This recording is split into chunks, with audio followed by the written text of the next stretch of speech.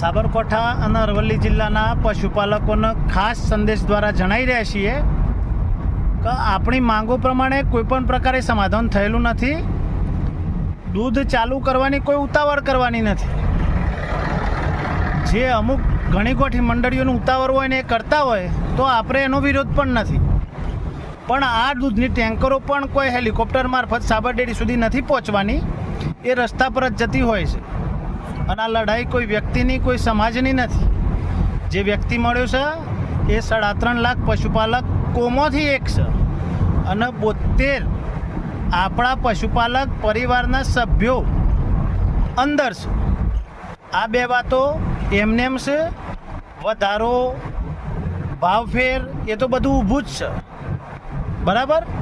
એટલે ફાટફૂટ કરીને એમ કે ભાઈ પતી ગયું, નોમ પતી ગયું, દૂધ ચાલુ કરી દો, નોમ ચાલુ કરી દો. ઓમે આ ધંધામાં ઉઠી જ જેલા છો તમે. આના શું કહેવાય, ભંગાર વહીવટના કારણે. અને 4 દન 10 દન તકલીફ વેઠવામાં કોઈ તકલીફ નથી. અમે કોઈ કરોડપતિ થઈ જાય એવી આ ધંધામાં હાલ કોઈ શક્યતાઓ અને રવા નથી દીધી.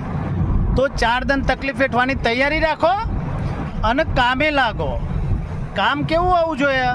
આપણા ખેતરની અંદર ભૂંડ કે નીલગાય પહેરી જાય તો આપણે કઈ રીતે એને કાઢીએ છીએ એ સિસ્ટમ દાખલ કરીને આગળ વધજો તો ન્યાય તમારા હાથમાં. સ જય પશુપાલક.